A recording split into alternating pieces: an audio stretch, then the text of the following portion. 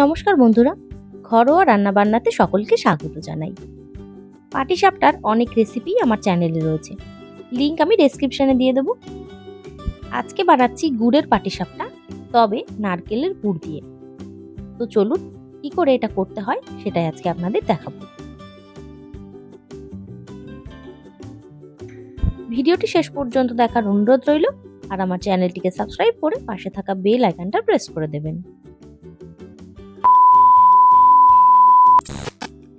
পাটিসাপটা আজকে আমি বাড়িতে চাল ভিজিয়েই বানাবো।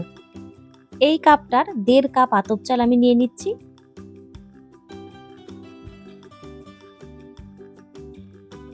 চালটা আমি ধুয়ে নিচ্ছি। চালে অনেক নোংরা থাকে, সেই জন্য খুব ভালো করে পরিষ্কার করে বেশ কয়েকবার ধুয়ে নেব।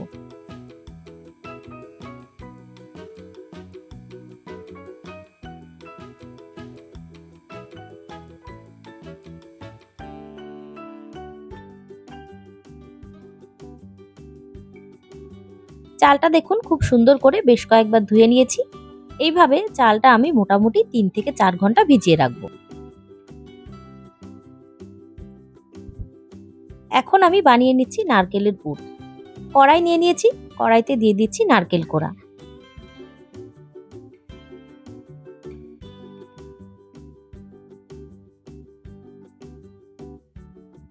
এবার দিয়ে দিচ্ছি এর মধ্যে পাটালি গুড়।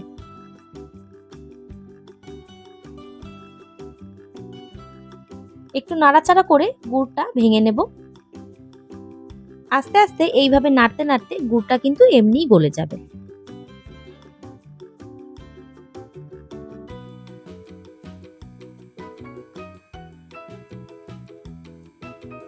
এর মধ্যে এখন দিয়ে দিচ্ছি একটু খেজুরের ঝোলা গুড়। পুরোটা খেজুরের ঝোলা গুড় বা পাটালি গুড় যে কোনো একটা কিছু দিয়ে করা যায়। আমি দুটোই অল্প অল্প করে এর মধ্যে দিলাম। এবার ভালো করে এটাকে বেশ খানিকক্ষণ ধরে নাড়াচাড়া করব। ঠিক যেমন করে গুড়ের নাড়ু বানাই সেরকম করে এইভাবে এটাকে নাড়াচাড়া করে একদম আঠালো করে ফেলবো।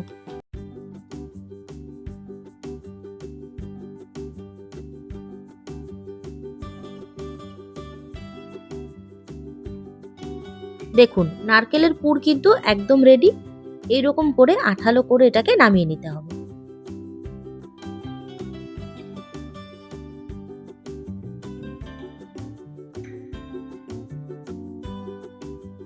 এটাকে আমি একটা পাত্রে নামিয়ে নিয়েছি।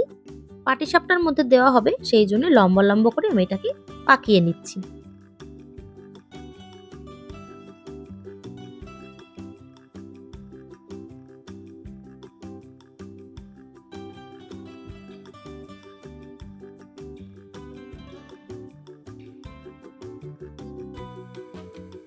নারকেলের পুরো রেডি, আর এটাকে আমি লম্বা লম্বা করে পাকিয়েও নিয়েছি। 3-4 ঘন্টা পর আমি চালটা দেখিয়ে দিচ্ছি, দেখুন ভিজে কিন্তু অনেকটাই ফুলে গেছে। আমি এটাকে আর একবার ভালো করে ধুয়ে নেব, তারপর এটাকে মিক্সিতে পেস্ট করব। এটা আমাদের নতুন মিক্সার, তাই একটু আপনাদের সাথে শেয়ার করে নিলাম। বোরোসিলের 500 ওয়াটের মিক্সার। ছোট গ্রাইন্ডার জার নিয়েছি, এর মধ্যে চাল দিয়ে দিচ্ছি অল্প পরিমাণে।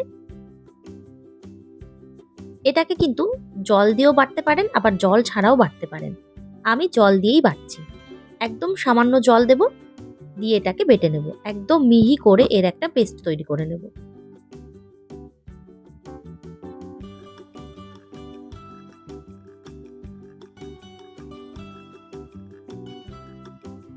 দেখুন ঠিক এই রকম করে মিহি করে কিন্তু পেস্টটা তৈরি করতে হবে।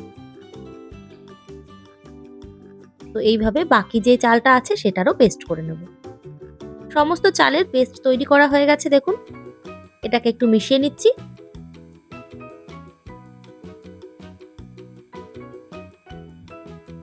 এবার এটাকে পাতলা করতে হবে। জল দিয়েও এটা পাতলা করা যায়, আবার দুধ দিয়েও করা যায়। আমি দুধ দিয়েই করছি। এটা সম্পূর্ণ আপনাদের পরিমাণ মতো দেবেন।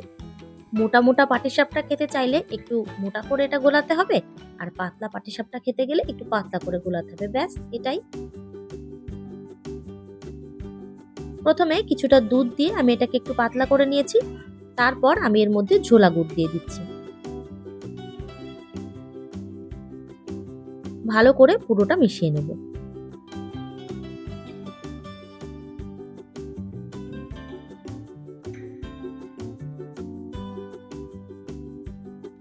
এরপর এর মধ্যে দিয়ে দেব ময়দা। 1 কাপের পুরোটা নিইনি, অর্ধেকটা মতো ময়দা আমি এর মধ্যে দিয়ে দিচ্ছি।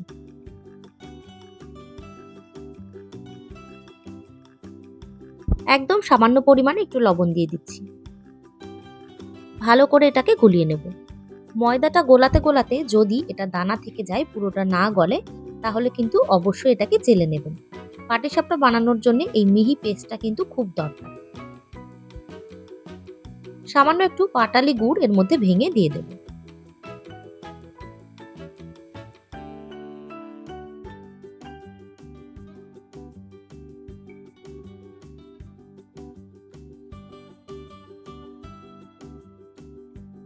আরও একবার সবকিছুকে একটু মিশিয়ে নিচ্ছি। এটা মেশানোর সময় আমার মনে হচ্ছিল ব্যাটারটা একটু গাঢ় হয়ে গেছে আর একটু এটা পাতলা করার দরকার। সেই জন্যে আমি এর মধ্যে আরও একটু দুধ অ্যাড করে দিয়েছি। ব্যাস, এবার কিন্তু ব্যাটারটা একদম পারফেক্ট তৈরি হয়েছে। কনসিস্টেন্সিটা হয়তো দেখেই বুঝতে পারছেন। তো এটা পাটিসাপটা বানানোর জন্য একদম রেডি।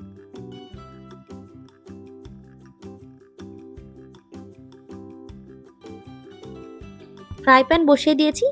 প্যানে প্রথমে একটু অয়েল ব্রাশ করে দিচ্ছি। আর অবশ্যই কিন্তু প্রথমে গ্যাসের ফ্লেমটা হাই করে রাখবো।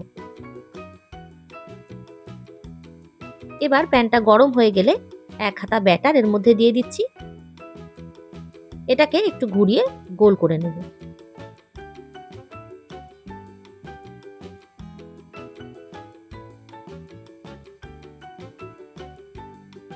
এরপর গ্যাসের ফ্লেমটা লো টু মিডিয়ামে করে রেখে 2-3 মিনিট ওয়েট করব।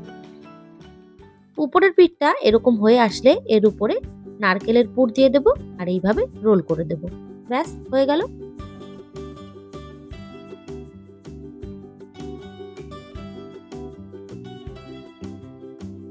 এটা হয়ে গেল, তুলে নিচ্ছি।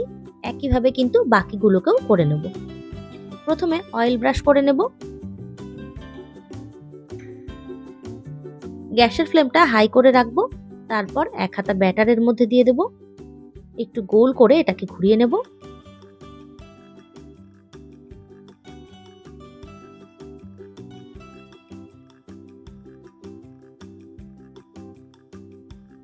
ফ্লেমটা একটু লো করে 2-3 মিনিট ওয়েট করব। তারপর ওপরের পিঠটা এরকম হয়ে আসলে নারকেলের পুর দিয়ে এটাকে রোল করে নেব। তাহলে দেখে নিলেন কিভাবে গুড়ের পাটিসাপটা নারকেলের পুর দিয়ে তৈরি করতে হবে। তো কেমন লাগলো রেসিপিটি অবশ্যই জানাবেন। আর আমার ভিডিওটি ভালো লেগে থাকলে লাইক, শেয়ার, কমেন্ট করবেন। এবং আমার চ্যানেলে সাবস্ক্রাইব করা না থাকলে অবশ্যই সাবস্ক্রাইব করে পাশে থাকা বেল আইকনটা প্রেস করে দেবেন। ধন্যবাদ। দেখা হবে নতুন একটি ভিডিও নিয়ে।